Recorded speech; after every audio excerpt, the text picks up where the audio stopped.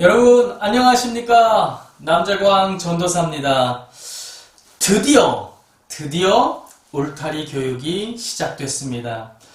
그동안 코로나로 인해서 우리가 대면으로 교육을 못했는데요. 이렇게 영상으로나마 여러분들에게 울타리 교육을 하게 돼서 너무나 하나님께 감사드립니다. 물론 함께 만나서 서로 웃고 또 대화하면서 소통하면서 강의하면 훨씬 재밌지만 또 영상 강의의 또 장점도 있습니다. 어떤 장점이 있느냐? 여러분들이 편한 시간에 정말 들을 수 있는 시간에 언제든지 들을 수 있다는 것이죠. 그래서 듣다가 이해가 안 되면 다시 뒤로 돌려서 계속해서 이해될 때까지 들을 수 있는 장점이 이 영상 강의 속에 있습니다. 그래서 여러분들이 이번 울타리 교육을 통해서 많은 영적인 성숙을 이루시는데 도움이 되시기를 바랍니다. 이번 울타리 교육, 2021년의 울타리 교육 제목이 바로 종말론인데요. 그냥 종말론이 아니고 무슨 종말론? 교회에서 배우는 종말론입니다. 굳이 제가 왜 이 앞에다가 이 교회에서 배우는 종말론이라고 수식어를 넣었냐면요. 성도들은 영적인 갈망이 있습니다. 갈급함이 있어요. 목마름이 있죠. 사람이 죽으면 어떻게 될까? 예수님께서 오신다는데 오시기 전에는 어떤 일들이 있을까? 다 이렇게 영적인 궁금증과 목마름이 있습니다. 그런데 이 교회에서 그동안 사실상 많은 교회에서 충분히 교육이 이루어지지 못한 것도 사실입니다. 그러다 보니까 성도들이 이 궁금증과 목마름을 교회에서 채우기보다는 밖에서 어떤 성경 공부 모임, 또 아니면 어떤 선교단체, 아니면 유튜브 강의, 이런 것들을 통해서 채우다 보니까 잘 채워지면 상관이 없습니다만 행여라도 잘못된 사상이 심겨져서 이단에 빠지는 일도 비일비재합니다. 그래서 이번에 작년에 목사님과 상의하면서 이번 우리 울타리 교육대회는 종말론에 대해서 한번 강의해보자 라고 회의를 했고요. 그래서 이제 2021년 드디어 여러분들에게 울타리 교육을 통해서 종말에 대한 지식을 전할 수 있게 되었습니다. 여러분들 잘 들으시고 집중해서 들으시고 여러분들에게 꼭 도움되는 강의할 거니까 여러분들 잘 관심 많이 보여주시기 바랍니다. 또 여러분들이 강의 들으시는데 조금이나마 여러분들에게 좀 흥미를 북돋아드리기 위해서 교회에서 작은 선물을 준비했습니다. 강의 영상 다 들으시고 나서 댓글을 남겨주시는 분들에 한해서 그분들에게 저희가 작은 선물을 추첨해서 한 분에게 선물 보내드릴 거예요. 카카오톡으로. 첫 선물은 뭘 해드릴까 고민하다가 교회에서 가까운 투썸플레이스 있는데요. 거기서 맛있는 커피와 조각 케이크 드실 수 있도록 상품 교환권을 저희가 카카오톡으로 보내드리도록 하겠습니다. 그러니까 강의 딱 들으시고 어떤 댓글이어도 좋습니다. 질문도 좋고요. 또 아니면 이런 건 제가 이렇게 알고 있었는데 이거 잘못된 거 아닌가요? 자기 생각도 좋고요. 어떤 댓글이어도 상관이 없습니다. 여러분들이 달아주시면 제가 다음 강의 전에 추첨하는 것까지 보여드리고 추첨된 분에게 선물을 보내드리도록 하겠습니다. 그래서 여러분들 1강부터 쭉 9강까지 2주에 한 번씩 강의를 올릴 건데요. 여러분들 잘 들으시고 여러분들 영적 성숙에 큰 도움 받으시기를 소원합니다. 자, 이제 첫 번째 강의인데요. 첫 번째 강의. 이 첫 번째 강의에서 여러분들하고 나눌 건 뭐냐면 세 가지 파트를 통해서 첫 번째 파트에서는 우리 신앙인들에게 죽음은 어떤 의미가 있느냐. 죽음에 대해서 정의를 내려볼 거고요. 두 번째 파트에서는 사람이 죽으면 어떻게 될까? 그 영혼은 어디에 가는 걸까? 사후세계에 대해서 정리를 해드릴 거고요. 세 번째 파트에서는 그 사후세계, 그 영이 거하는 그곳에서 그 영은 의식활동, 즉 말도 하고 하나님과 소통하고 커뮤니케이션 이런 것들을 할까, 의식활동을 할까 안 할까에 대해서 잠깐 여러분들과 나누도록 하겠습니다. 여러분들이 끝까지 잘 들으시고 많은 도움 받으시기 바랍니다. 자, 먼저 종말론, 우리 기독교인들에게 있어서 종말론 공부를 할 때 가장 먼저 시작하는 것이 바로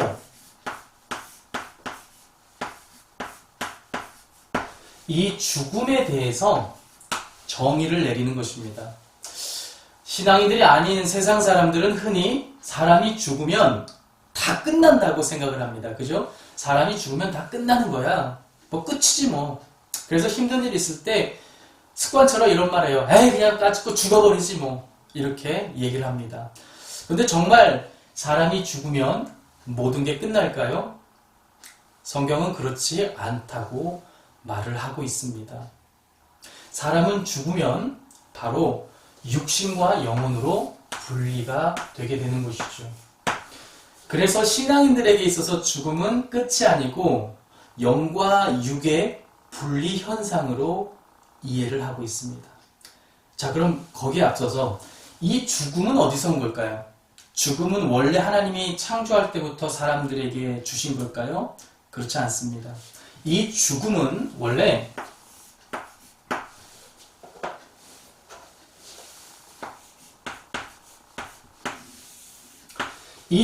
원래부터 있었던 것이 아니고 사람들의 죄, 그러니까 사람들이 하나님에 대해서 불순종하고 죄를 지었는데 그 죄에 대한 하나님의 징벌로서 사람들에게 찾아온 것입니다. 그게 바로 죽음입니다.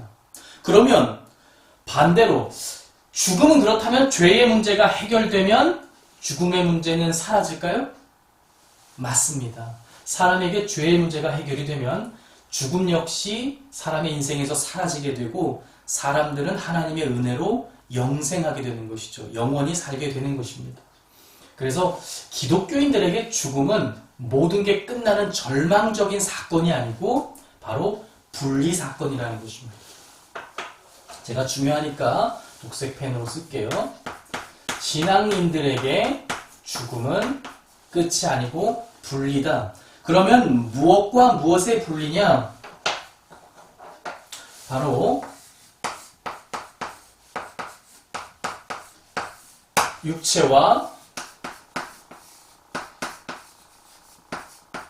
육체와 영혼의 분리 사건이 곧 죽음이라는 것입니다. 그러면은 육체와 영혼이 분리된다고 하는 것은 사람이 육체와 영혼을 갖고 있는 존재라는 거예요. 하나님께서 사람을 만드실 때 어떻게 만드셨죠? 땅의 흙으로 사람을 빚으시고 그 코에 생기를 불어넣으십니다. 이 생기는 하나님의 숨이거든요. 하나님의 숨결을 불어넣으시니까 사람이 생명이 되었어요. 그렇기 때문에 사람은 육체만의 존재도 아니고 영혼만의 존재도 아니고 육체와 영혼을 다 가지고 있는 육체와 영혼의 결합체로서 바로 사람이 존재한다는 것입니다. 자, 관련 말씀, 창세기 말씀 한번 보고 가도록 하겠습니다. 여호와 하나님이 땅의 흙으로 사람을 지으시고 생기를 그 코에 불어넣으시니 사람이 생명이 되니라. 아멘.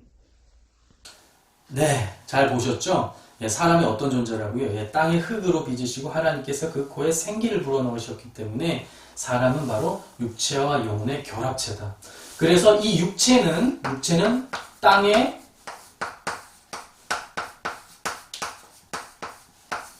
흙에서 온 것이죠. 육체는 땅의 흙에서 온 것이라는 것입니다. 자, 그러면 영혼은 어디에서 왔어요? 이 영혼은 바로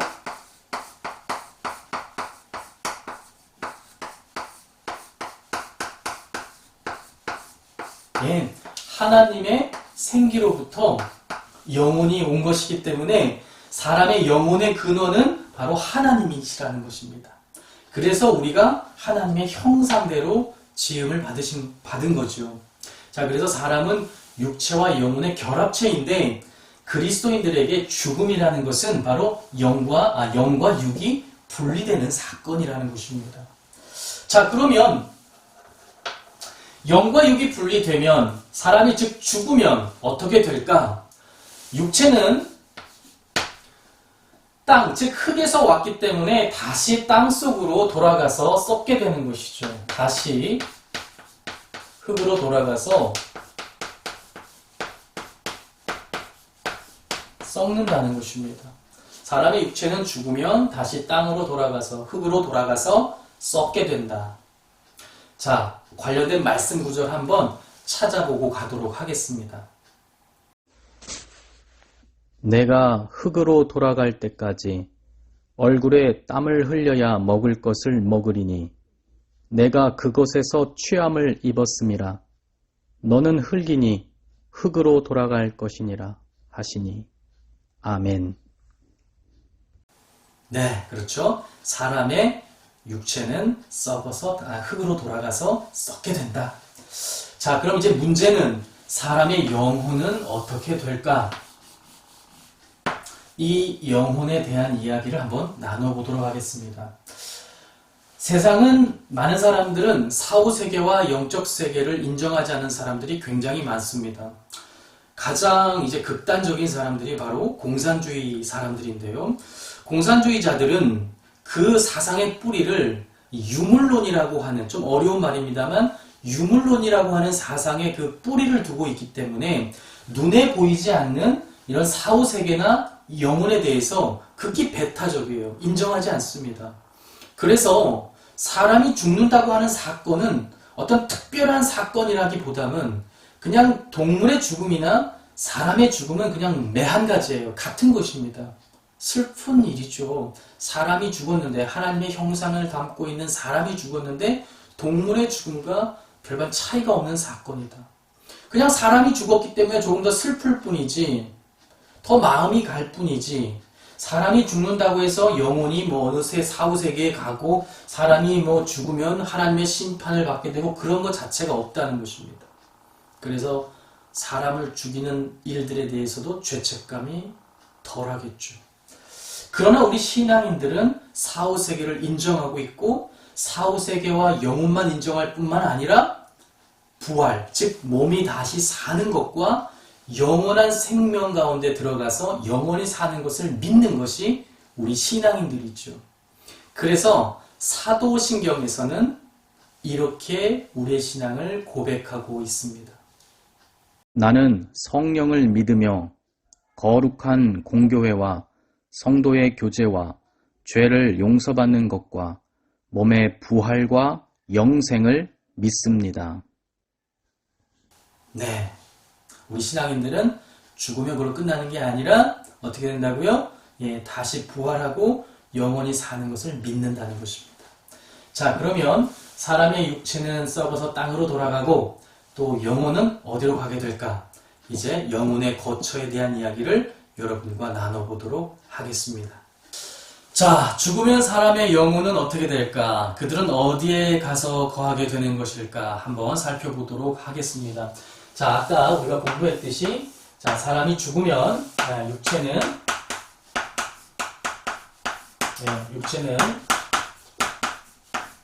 땅에 흙으로 돌아가서 썩는다. 자, 그러면 사람의 영혼은 어떻게 될까?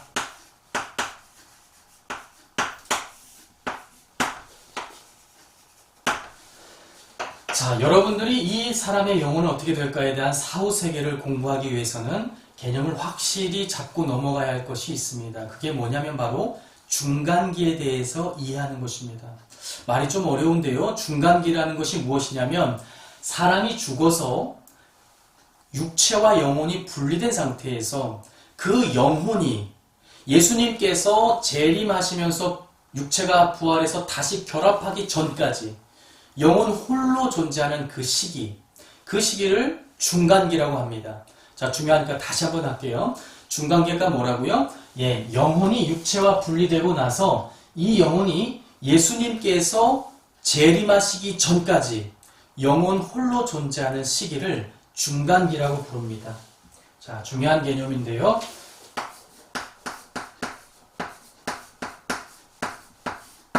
자, 영혼 홀로 예수님 재림하시기 전까지 대기하는 기간이 바로 중간기라고 부릅니다. 이 중간기에 대해서 영혼들은 어디에 가 있을까 참 궁금한데요. 이제부터 그거에 대해서 설명을 해드리도록 하겠습니다. 처음에 제가 이 중간기에 대해서 여러분들에게 좀 공부하다 보면 복잡하고 어려운 내용들이 나와요. 그래서 좀 쉽게 대충 하고 넘어갈까 하다가 제가 촬영한 걸 제가 두세 번 촬영을 했어요. 보고 나니까 불만족스러워요. 울타리 교육의 취지는 여러분들에게 깊이 있는 영적인 지식을 전달하자. 그래서 여러분들의 영적 성숙을 돕자. 이게 취지인데 그냥 쉽게 대충 넘어가면 큰 변화가 없을 것 같아요. 그래서 이 시간에 아주 제대로 이 부분에 대해서 확실하게 알려드릴 테니까 한번 여러분들이 이해될 때까지 계속 듣고 반복해서 외우시기 바랍니다. 자, 이 중간기에 대해서 사람이 영혼이 어떻게 되는가를 공부하기 위해서는 성경 속에 등장하는 이 영혼들의 거처의 장소에 대한 단어들을 우리가 일일이 공부해 볼 필요가 있습니다. 자, 먼저 사람의 영혼이 죽으면 그 영혼이 가는 곳을 성경은 어떤 단어로 표현했냐면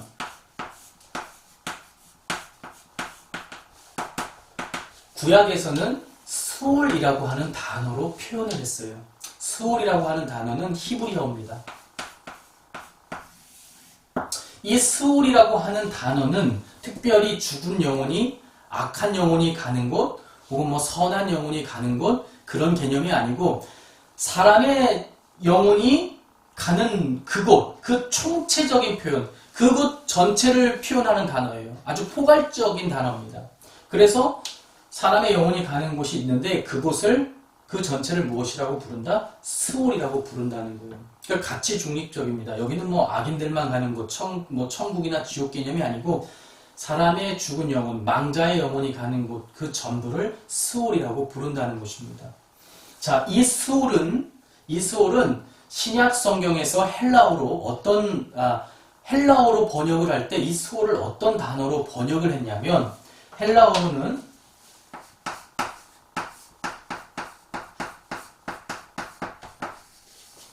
하데스라고 하는 헬라어로 번역을 했어요.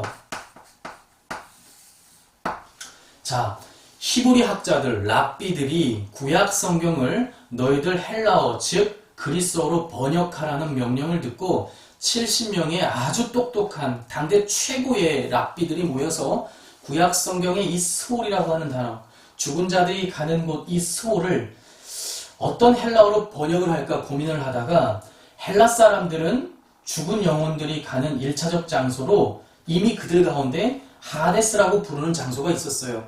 그래서 히브리 학자들이 하데스로 번역을 하자. 그래서 스올과 하데스라고 하는 단어는 기본적으로는 죽은 자들이 가는 영혼의 처소 전체를 아우르는 단어입니다.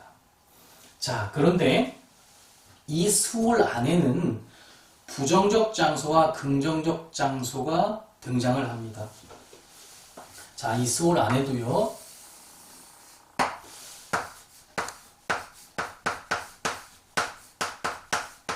긍정적 장소가 있고요. 또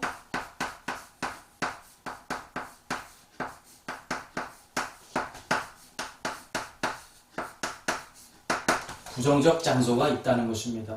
사람이 죽으면 육체는 땅에 가서 썩고 영혼은 스올이라고 하는 망자들의 거처로 가는데 이 스올에는 긍정적 장소, 즉 우리가 흔히 말하는 좋은 곳, 낙원 그런 장소도 있지만 부정적 장소, 가면 안 될 것 같은 아주 부정적으로 표현한 장소들도 있다는 것입니다.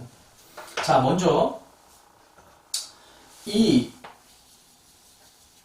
긍정적 장소는 성경을 어떻게 표현했냐면 가장 흔한 것이 바로 헬라어인데요. 헬라어로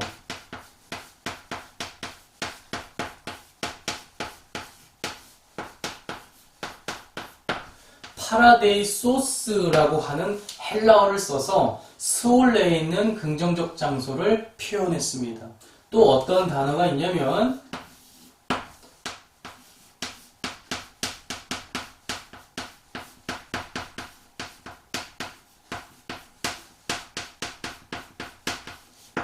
아브라함의 품이라고 하는 표현으로 이 긍정적 장소를 표현했습니다.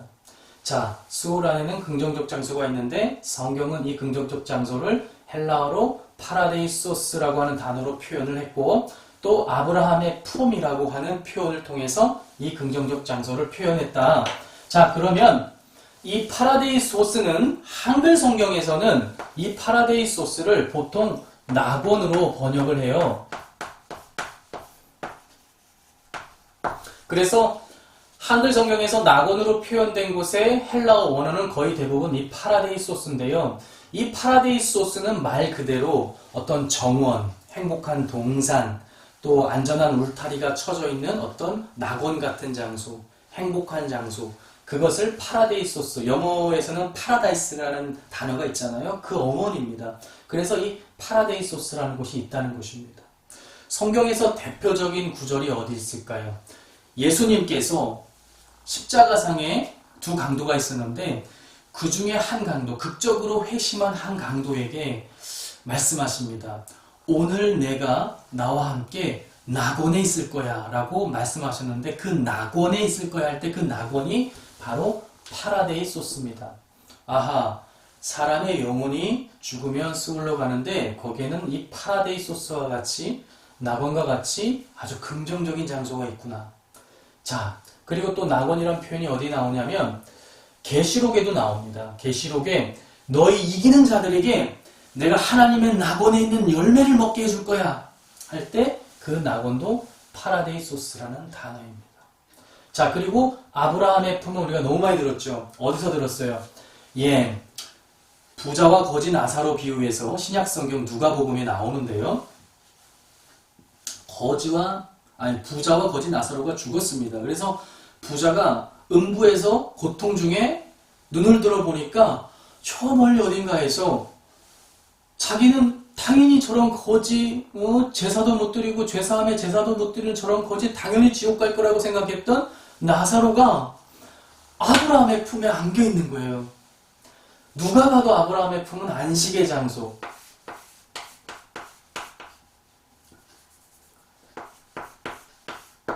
히브리인들에게 아브라함은 어떤 아버지 같은 존재 아닙니까? 아버지 품에 딱 안겨서 아주 평화로운 모습으로 있는 거지 나사로를 보게 되죠. 아하, 그러니까 이 파라데이소스 낙원이나 아브라함의 품은 좋은 곳이구나. 아주 긍정적 장소구나라고 우리가 이해할 수 있는 것이죠. 그런데 이 스올 안에는 긍정적 장소만 있느냐? 그렇지 않습니다. 부정적 장소도 있죠. 이 부정적 장소를 표현하는 단어는 대부분 다 헬라어인데요. 통상적으로 세 가지가 있습니다.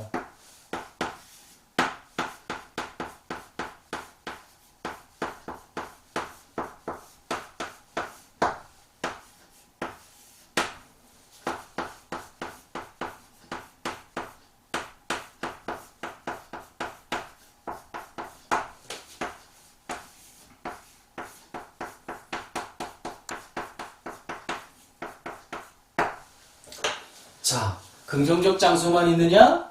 스올에는, 하데스에는 아니에요. 부정적 장소도 있습니다. 다 헬라어인데요. 하나는 필라케라고 하는 헬라어가 쓰였고요. 하나는 타르타로스라고 하는 헬라어가 쓰였고요. 하나는 아비소스라고 하는 헬라어가 사용이 되었습니다. 필라케라고 하는 단어는 한글 성경에서는 대부분 옥이라고 번역을 합니다. 옥이라고 번역을 하고요. 이 타르타로스도 보통 옥이라고 번역을 하지요. 자, 아비소스는 무적행으로 번역을 합니다. 여기는 아주 부정적 장소예요. 성경에서 아주 부정적으로 표현했습니다. 먼저 이 필라케라고 하는 장소는 여러분들 베드로서에 보면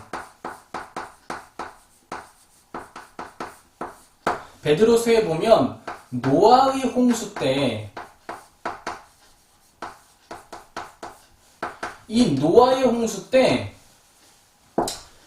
하나님께 불순종해서 물심판받고 죽은 영혼들이 있어요. 그 육체는 당연히 물심판받고 죽었으니까 썩어 없어졌겠죠. 근데 그 영혼들이 어디 갔을까? 성경에서는, 베드로서에서는 이 노아의 홍수 때 불순종하고 죽어있던 영혼들이 옥에 갇혀있다라고 표현했는데 그때 이 옥을 헬라어로 필라케라고 하는 단어를 썼다는 거죠. 구금하다, 감금하다, 가둬놓다, 속박하다 이런 뜻인데요. 바로 수월 안에는 좋은 데만 있는 것이 아니고 이렇게 뭔가 갇혀있는, 감옥과 같이 갇혀있는 곳이 있구나라고 우리가 알 수 있습니다. 그리고 이 필라케라고 하는 단어는 계시록에서도 등장을 합니다. 계시록에서 어디에 등장을 하느냐? 하나님께서 이 무적행에 가둬놨던 사단을 마지막 이렇게 풀어준다 표현할 때 그 옥에서 노임을 받아서 이렇게 풀어준다 할 때 그 옥이란 단어도 바로 이 필라케라고 하는 단어를 쓰게 됩니다. 그러니까 좋지 않은 장소를 표현하고 있는 것이죠. 그 다음에 바로 타르타로스라고 하는 단어입니다. 좀 낯익어요. 타르타로스. 우리 영화 어벤져스, 헐리우드 영화인데 어벤져스에 보면 마지막 끝판왕 대장 이름이 타노스예요. 타노스. 다 어원이 비슷합니다. 죽음과 지옥과 어둠을 뜻하는 단어인데요. 이 타르타로스도 한글 성경에서 옥으로 번역을 해요. 근데 여기도 이 중간기에 아주 부정적 장소로 표현하는데 이 단어를 사용했습니다. 이 단어가 사용된 것은 어디에 있냐면 바로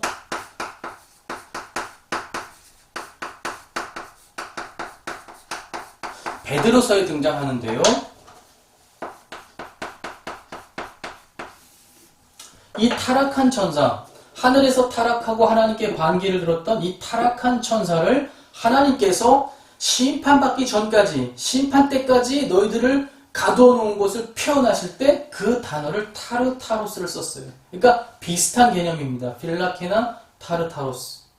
근데 조금 개념이 다른 것이 이 타르타로스는 훨씬 더 분명한 단어입니다. 이따 나중에 조금 더 설명을 드릴 수가 있는데요. 자, 그리고 이 아비소스는 이 바닥이 어딘지 알 수 없는 정말 무저, 끝이 어딘지 모르는 낭떠러지와 같은 계속해서 떨어지는 장소, 그것을 무저갱이라고 부르는데 그때 쓴 헬라어가 아비소스라고 하는 헬라어를 썼습니다. 자, 그래서 정리하자면 사람의 영혼은 죽으면 중간기에 진입하게 되는데 이 중간기에 영혼의 거처 전부를 스올이라고 부른다. 근데 그 스올 안에는 긍정적 장소와 부정적 장소가 있다라는 것이죠. 좀 어렵지만 여러분들이 이해하셔야 됩니다. 자, 그런데 중요한 것은 이 복잡한 모든 내용이 우리가 가게 될 천국과 지옥, 궁극적으로 가게 될 천국과 지옥에 대한 설명이 아니고 이건 단지 어디라고요? 중간기라는 것입니다. 우리가 가게 될 궁극적 장소인 천국과 지옥에 대해서도 잠깐 설명을 드리겠습니다. 그리고 그걸 설명드리기 전에 여러분들이 또 부수적으로 알고 가면 좋은 내용이 있는데요. 저도 예전에 그렇게 공부했습니다만, 자, 이거는 일반적으로 제가 이해한 중간기에 대한 영혼의 거처에 대한 내용이고요. 다 학자들마다 조금씩 달라요. 지금부터 그 얘기를 해드릴게요. 잘 들으세요. 보수적 신앙관을 가지신 분들, 보수적 신앙관을 가지신 신학자들은 이렇게 중간기의 장소를 해석하지 않습니다.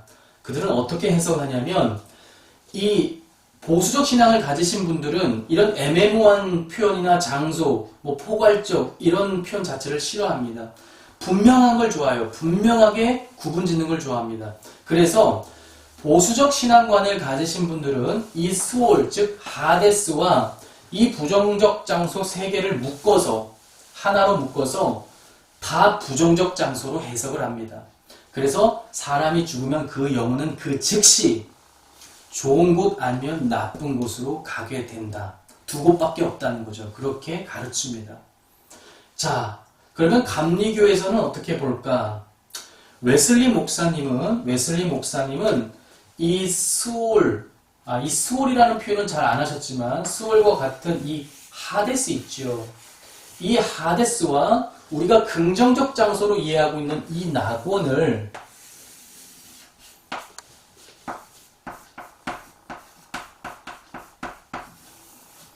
하데스와 낙원을 묶어서 바로 영혼의 대기소처럼 표현하셨어요.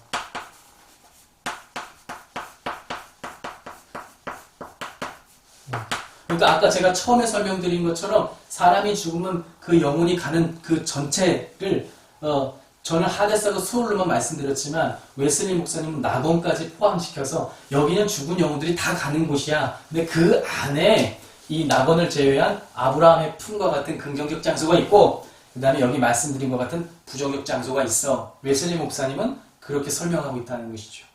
웨슬리 목사님은 왜 모두가 다 좋은 곳이라고 생각하는 이 낙원까지도 이 가치 중립적인 장소로 보셨을까?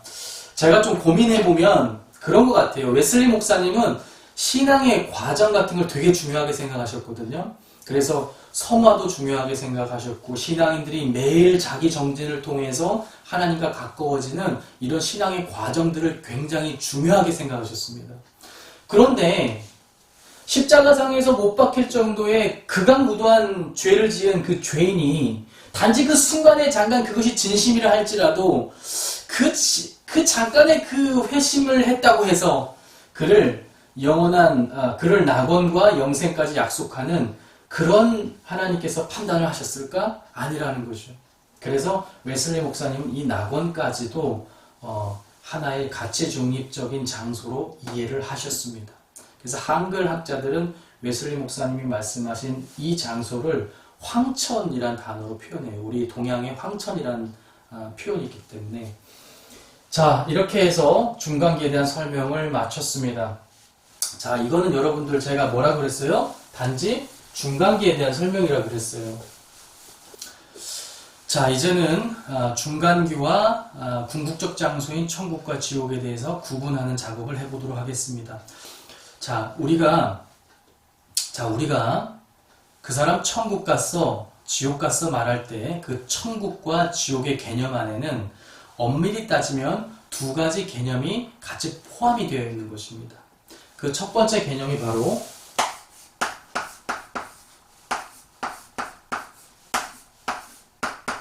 중간기 상태에 대한 표현이고요. 하나는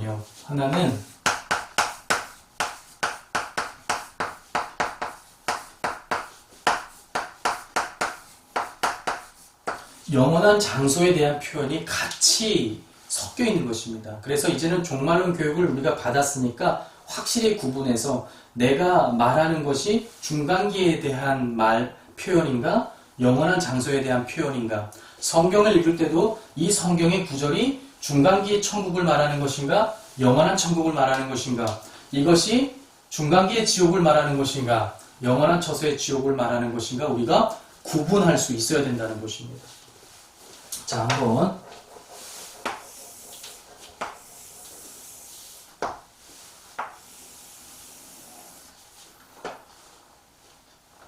자, 아까 중간기에서도 뭐가 있었어요? 긍정적 장소가 있었고 부정적 장소가 있었죠? 그런데 중간기에만 있는 것이 아니고 영원한 장소, 우리가 부활해서 육체를 가지고 살게 되는 장소도 긍정적 장소와 부정적 장소가 있습니다. 그러니까 우리가 이제 종말론 교육을 받으면 이제 우리가 이 정도는 구분해서 쓸 수 있어야 한다는 거죠. 자, 중간기에서 긍정적 장소가 제가 뭐가 있다고 했어요 아까? 예, 낙원, 그 다음에 아브라함의 품,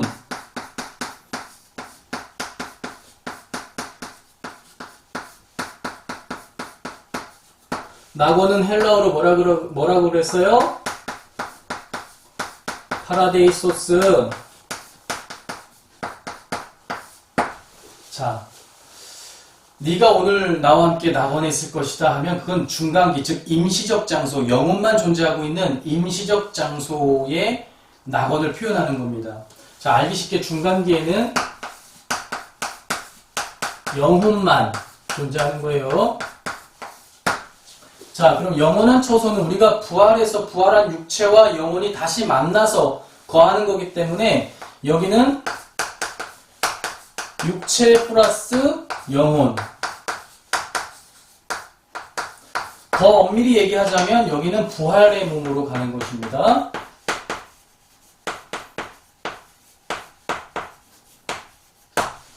여러분 벌써부터 이해가 안 되고 막 고등학교 수학 시간처럼 느껴져 갖고 막 뭐 깨우뚱하고 이러시면 안 돼요. 이거 잘 모르시면 계속 반복해서 애울 때까지 보시기 바랍니다. 자, 낙원, 중간기의 긍정적 장소, 낙원과 아브라함 품이 있다면, 자, 이제 우리가 가야 할 영원한 천국, 궁극적 천국, 부활의 몸으로 가는 곳, 변함없는 곳, 영원히 가는 곳, 영원히 거하는 곳, 거기는 어떤 곳인가? 거기는 성경에서 어떤 단어들로 표현하냐면 계시록에는 새하늘과 새 땅이라고 표현을 합니다.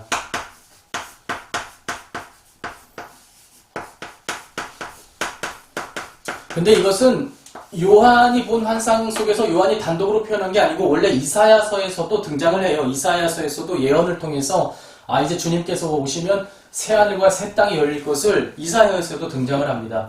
그래서 저 중간기의 천국과 영원한 장소의 천국을 구분하기 위해서 보통 영원한 장소의 천국을 말할 때는 새하늘과 새 땅, 신천신지, 요즘 어떤 단체 때문에 이 신천진지가 굉장히 부정적 단어가 됐지만 이 신천진지가 원래 굉장히 좋은 단어입니다. 이게 신천신지, 신천, 새로운 하늘과 신지, 새로운 땅, 그게 바로 우리가 갈 영원한 천국이죠. 자, 그 다음에 또 어떤 표현으로 표현을 하느냐? 바로 하나님의 나라.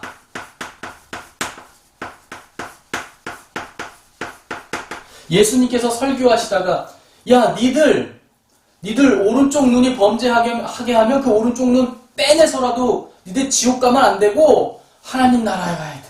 그 하나님 나라. 예수님께서 설교하실 때 맨날 니네 그러면 하나님 나라 못 들어가. 니네 자꾸 그러면 못 들어가. 부자가 하나님 정말 힘들어. 하나님 나라 들어가기 진짜 힘들어.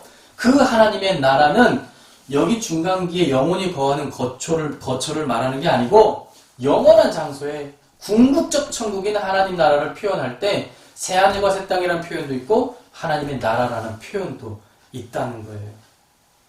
자, 그러면 긍정적 장소만 있는 게 아니라 이 영원한 장소도 부정적 장소, 즉 우리가 말하는 지옥이 존재를 합니다. 보통 부정적 장소를 표현할 때 성경은 게헨나라고 하는 단어를 썼고요. 또 계시록에서는 불못이라고 하는 단어도 썼고요. 또 뭐 유다서나 그다음에 뭐 베드로서 같은 데는 어둠으로 표현을 했습니다. 자, 여기는 영원한 지옥이에요. 우리가 생각하는 정말 고통과 형벌의 장소, 그 궁극적 지옥, 거기가 바로 이 게헨나, 불못, 어둠으로 표현되는 곳입니다. 게헨나라고 하는 단어는 히브리어라고 보기도 힘들고 헬라어라고 보기도 힘든데 원래 흰놈의 골짜기,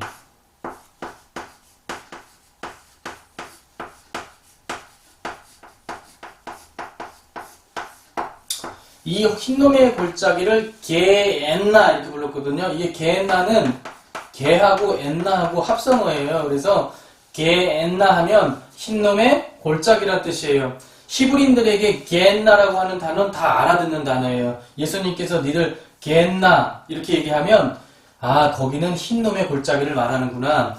이 흰놈의 골짜기가 어떤 곳이냐면 옛날부터 유대인들이 우상숭배를 여기서 많이 했다 그래요. 그래서 인신제사, 심지어 자기 자녀를 우상들에게 불태워서 제사를 이 흰놈의 골짜기에서 드렸기 때문에 여기는 사람의 살이 타는 냄새, 또 그 사람의 비명소리, 고통의 소리가 울려 퍼지던 곳, 거기가 흰놈의 골짜기입니다.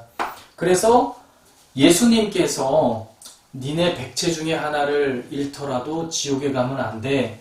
이 게헨나를 한글 성경에서는 거의 뭐 99%일 거예요. 제가 다 찾아보진 않았는데 지옥이란 단어로 번역을 하거든요. 게헨나를. 그래서 이거는 영원한 형벌의 장소예요. 게헨나, 지옥. 우리가 예수님 믿고 죄의 문제가 해결되지 않은 자들, 그들이 가는 곳이 바로 이 게헨나입니다. 근데 게헨나라고 하는 단어로만 표현을 했느냐, 불못이라고 하는 단어로도 표현을 했어요. 이거는 계시록에 등장을 하는데요. 불과 유황의 못, 그러니까 못이라고 하는 것은 연못이잖아요. 요한이 환상을 봤는데 막 불이 들끓는 어떤 연못 같은 환상을 봤어요. 거기가 하나님이 환상으로 보여주신 지옥의 모습이었어요. 지옥의 모습은 아주 끔찍하고 고통의 비명이 있는 곳이고 불과 유황의 고통이 있는 곳이다. 형벌의 장소다 라고 보여주셨다는 것이죠. 또 어둠.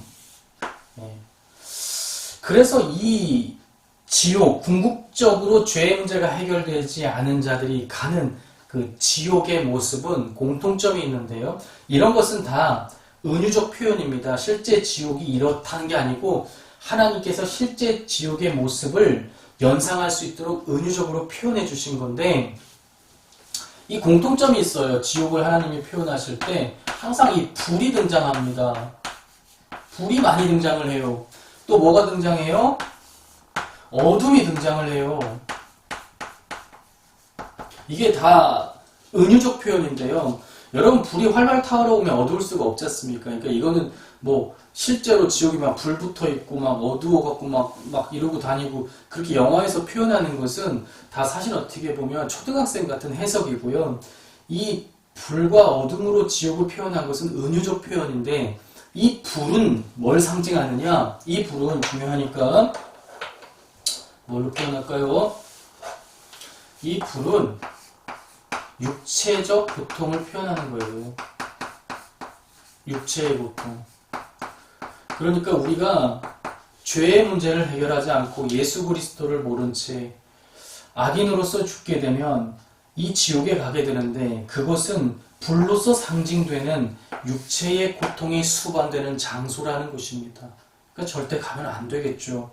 어둠은 뭘 상징하느냐? 어둠은 영적 고통을 상징하는 거예요.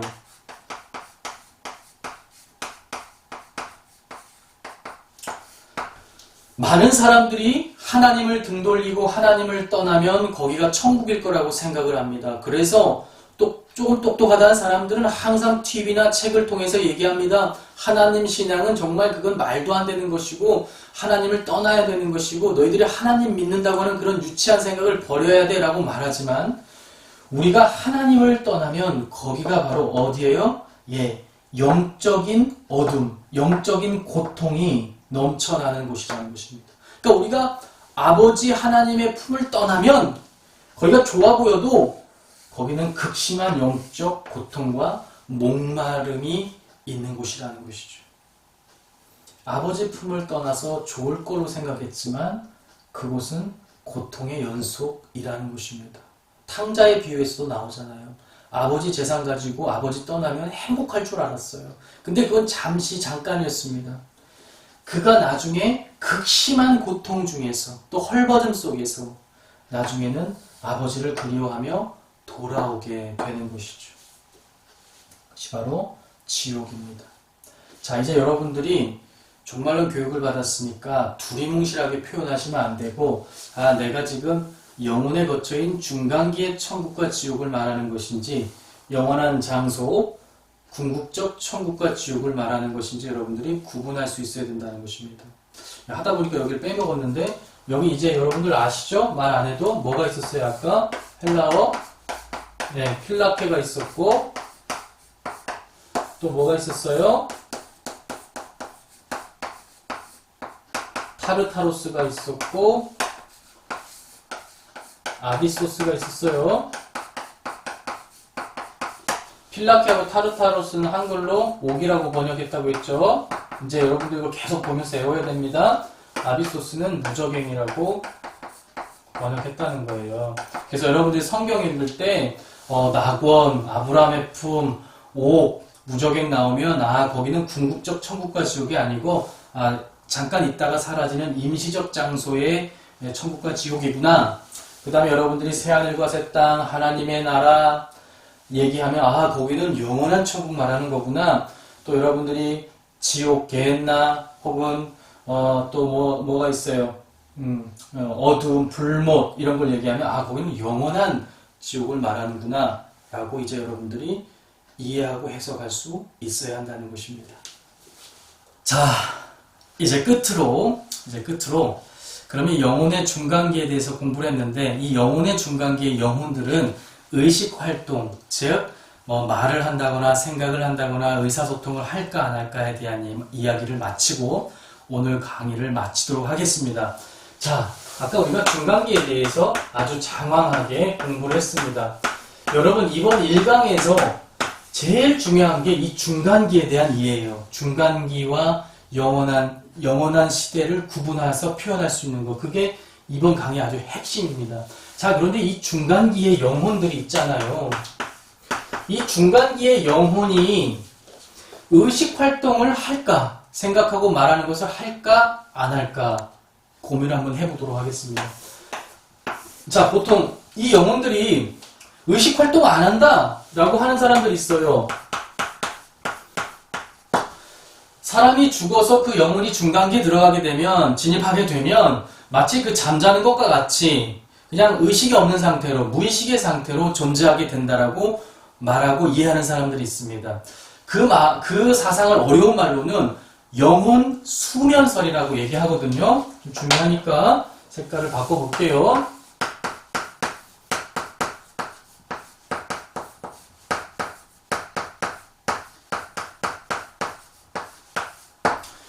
사람이 죽어서 그 영혼이 중간기에 진입하게 되면 의식활동을 하지 않는, 마치 잠자는 것과 같은 영혼 수면의 상태에 들어간다라고 주장하는 사람들이 있습니다. 대표적으로 이단인데요. 보통 여호와의 증인들이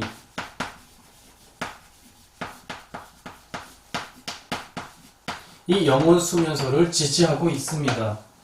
자, 그 다음에 아니야, 의식활동해 라고 생각하는 사람들도 있죠. 아니, 계시록을 보면 순교자들이 하나님께 막 호소하잖아. 그 호소하는 장면 나오잖아. 그 영들이 호소한다는 건 의식활동 하는 거 아니야? 라고 주장하는 사람들도 있습니다. 보통 영혼 수면설을 주장하는 사람들은 구약의 시편 말씀을 많이 인용을 하거든요. 거기에서는 사람이 죽으면 스올에 가는데 그 스올에서의 사람의 상태를 표현할 때 대부분 다 잠자는 것처럼, 의식이 없는 것처럼 표현하는 부분들이 있기 때문에 이 영혼 수면설을 주장하는 사람들은 구약 말씀들 보통 인용을 해서 의식활동 안 할 거야 라고 생각을 합니다. 자, 그러면 우리 신앙인들은, 우리 광림교회 성도들은 의식활동을 한다고 믿으면서 의식활동을 안 한다고 생각하면서 사는 것이 좋을까? 아니면 의식활동을 한다고 공부하는 것이 더 도움이 될까? 저에게 묻는다면 여러분들은 의식활동을 하는 것으로 여러분들 오늘 외우고 가시면 좋을 것 같습니다. 왜냐하면 몇 가지 이유를 말씀을 드릴게요. 첫 번째로는 우리 한국에서 장로교에 엄청난 신학적 영향을 미친 사람이 바로 이 칼빈인데요. 이 칼빈은 이 영혼 수면설에 대해서 비판하는 이 장문의 논문을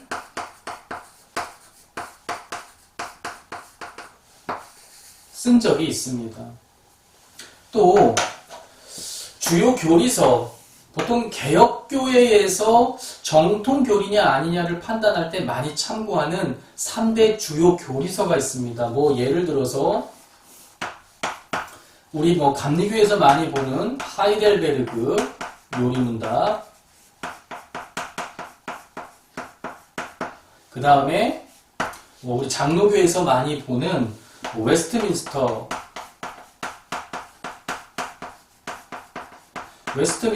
소요리 문답 같은 거, 그 다음에 제네바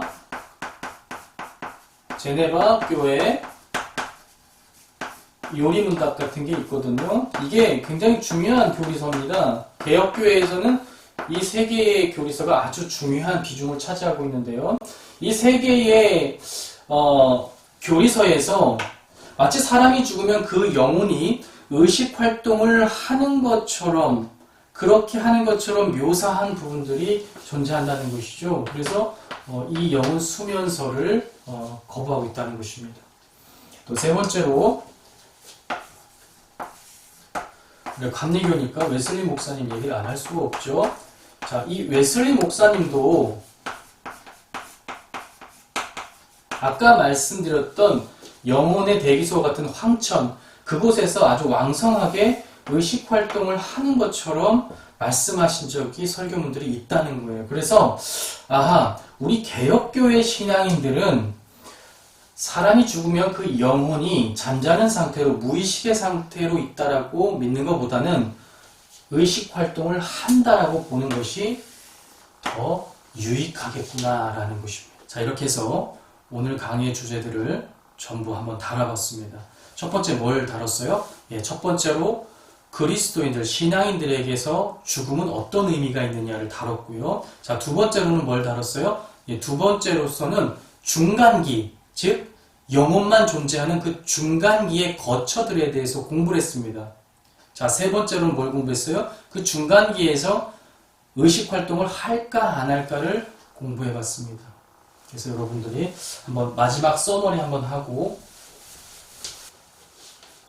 자, 이제 마지막 요약 시간입니다. 자, 한번 다 같이 한번 공부한 거 요약해 볼게요. 자, 사람은,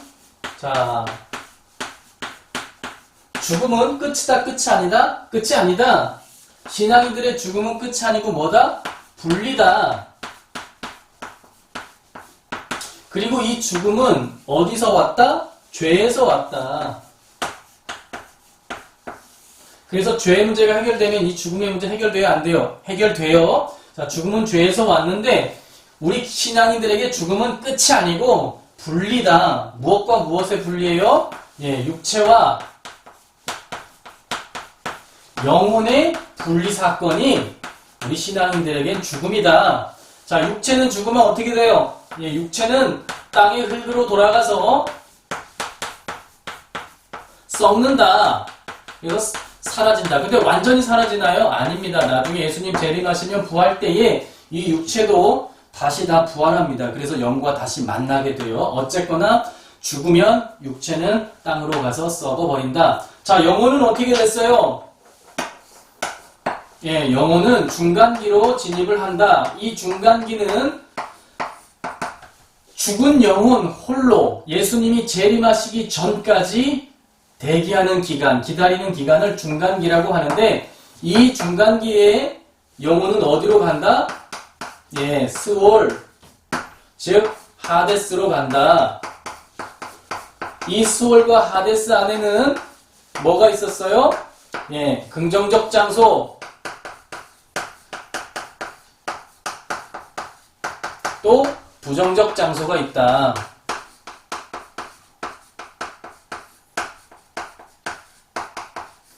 이 스올과 하데스는 한글 성경에서는 대부분 음부라고 번역합니다.